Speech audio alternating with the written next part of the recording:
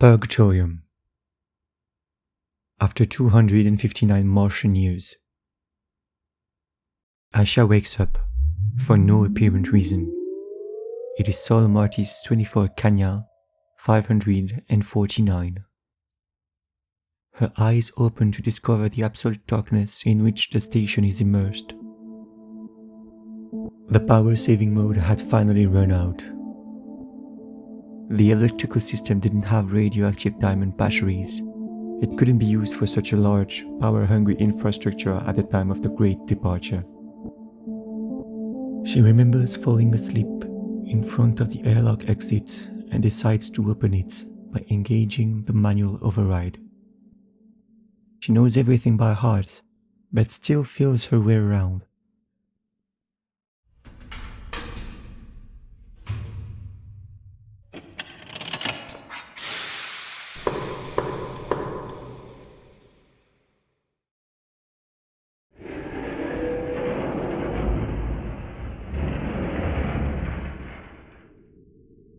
Looking at the horizon, she still sees nothing.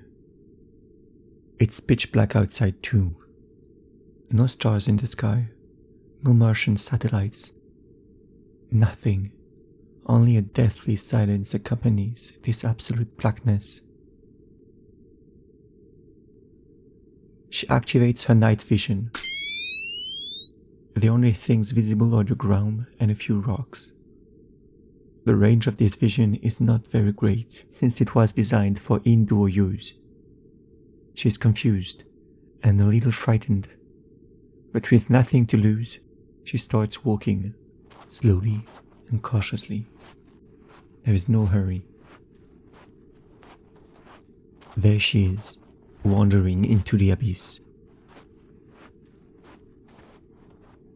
Step by step, she slowly moves away from the station, past the engineering warehouse, and after 250 meters or so, Ashia sees a kind of wall appear in front of her and hears a slight whistle of wind seeping in from somewhere.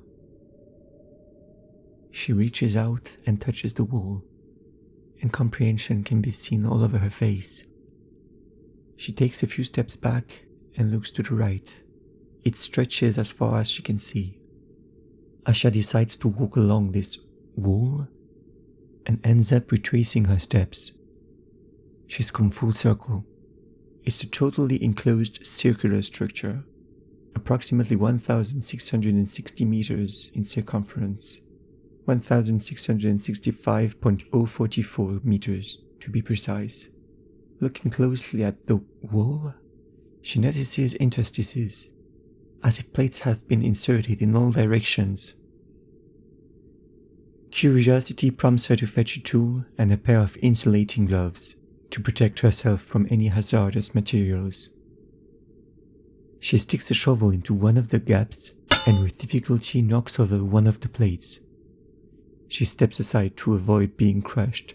The object must be 2 meters on either side.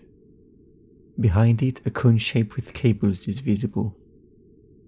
Inside the opening, even more cables, and, in some places, rather large fans. Ashia gets inside, paying close attention to her every move. And eventually, she reaches the back. But there are new plates, this time metallic ones. She looks to her left and sees a light. Hastily, but still cautiously, she heads for it. She doesn't know if the cables are still powered, so she prefers to stay on her guard. As she gets closer and closer, as best she can with all those cables, the light gets brighter and stronger, and so does the breeze, bringing a freshness like no other. She deactivates her night vision, and after a few meters, she sees that it's a huge ventilation grill. She gets as close as she can. Ashia observes to the other side through one of the gaps in the grill. A desertic blooming landscape. A sun shining brightly, a sky accompanied by a few clouds. the sky looks slightly whitened, but with her mouth agape, Ashia passes through the ventilation grill, staring at the landscape as if she was hypnotized. Once on the other side, a gust of wind blows her hair loose. The receptors in her skin being as sensitive as a human's, she closes her eyes to feel everything passionately. She enjoys.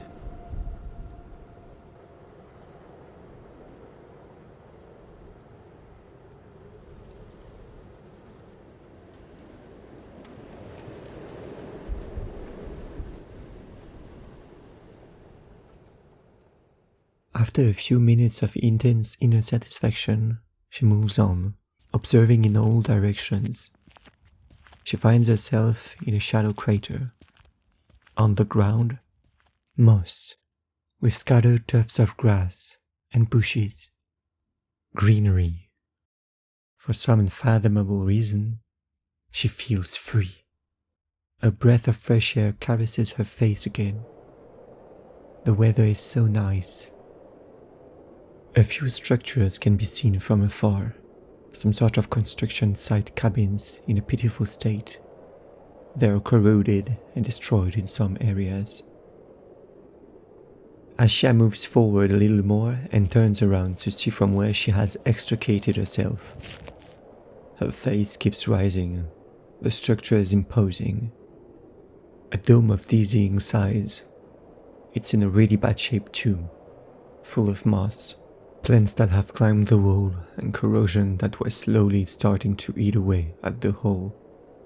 The hull, which, by the way, is reflective, like a kind of mirror. She takes a moment, but before imagining anything, she heads for the cabins to try and unearth some information. However, she doubts she'll find anything. Ashia enters one of them, but finds nothing but useless objects. She tries another, moves a few objects around, and again, papers reduced to nothing. Corroded objects. But on closer inspection, in the corner of the room, she discovers a box in almost perfect condition.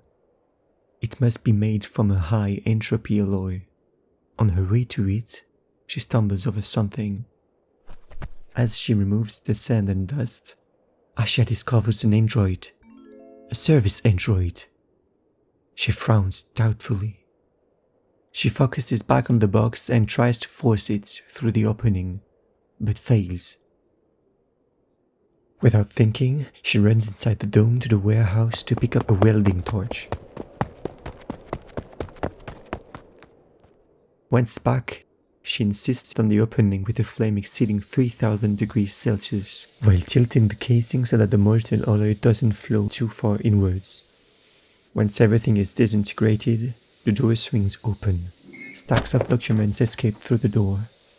She stops everything and briskly retrieves the papers still in perfect condition. Thankfully, the box itself is airtight. Ashia sits down on the floor and starts leafing through them. There are confidential documents. At the top of the pile is a non-disclosure notice for a project called Purgatorium. Once again, Ashia is flabbergasted. Confidential. Notice of non-disclosure of information. Under no circumstances should the information provided hereafter be disclosed. This is a joint action taken by the members of the counter-project Hubris. Please protect it for the good of all. This is a symbolic but necessary action. This project will be kept secret, even after execution.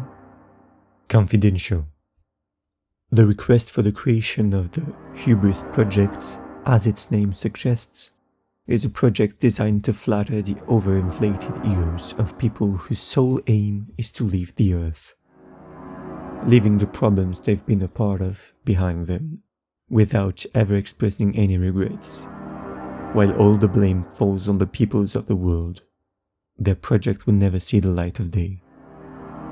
When we were approached, the planet was already beginning to change. their request was the final straw. We will indeed create a structure, but on Earth, they've always been protected by neoliberal policies, and now we alone have a hand on their lives devoid of meaning. While the planet struggles to find a path towards a new existence, they will be kept apart in their own private bubble. Impossible for them to continue poisoning or manipulating anyone. On the next page, you will find all the information deemed essential. Confidential. They never left Earth. It was all a deception. Humans really are the most surprising creatures. Ashia turns to the next page and reads some information. Confidential. Project name, Purgatorium. Estimated development time, approximately 15 years. Purgatorium project plus convincing dummy Hubert's project. Estimated commissioning, 2058. Confidential. Location, Greenland. Greenland was chosen for its landscape, which will be easy to modify, particularly thanks to the melting of the ice caps. Advantages: very little traffic, water available, melting ice, availability of coastline. Disadvantages: potential landslides, location close to Iceland. Energies available on site: deep geothermal, wind power, good efficiency, concentrated thermodynamic solar power, not very convincing, but may be of some interest thanks to global warming. Pluviometric, combination of photovoltaic panels plus pluviovoltaics. Tidal turbine, wave power. Confidential. The stack of documents is too thick, so she lifts through a few more passages toward the end of the stack. Confidential. The project is well underway, but the silent partners of the Hubris project are unbearable and have unreasonable demands. We are manipulating them as best we can in order to save time. Conversion and construction in Greenland is progressing well, despite a slight delay. In view of the insane behaviors and demands, as well as the mistreatment of workers and project members, we have decided to manipulate the information to make them believe, when they wake up in the station, that they are the last human survivors of the Mars landing, the last of their species. The external installation should hold thanks to the service androids. Maintenance, regulation, verification, integrity, and so on. Confidential. So we are on Earth, in Greenland. If we convert the date, it's Saturday, May 6th, 2643. A feeling of hope emerges in Ashia, despite the discovery of this masquerade. She sees life all around her, and can't help believing that nothing is lost. Life always finds a way. The universe always finds a balance. According to her, this balance has almost been reached. After all, we are now some 600 years after the beginning of these projects.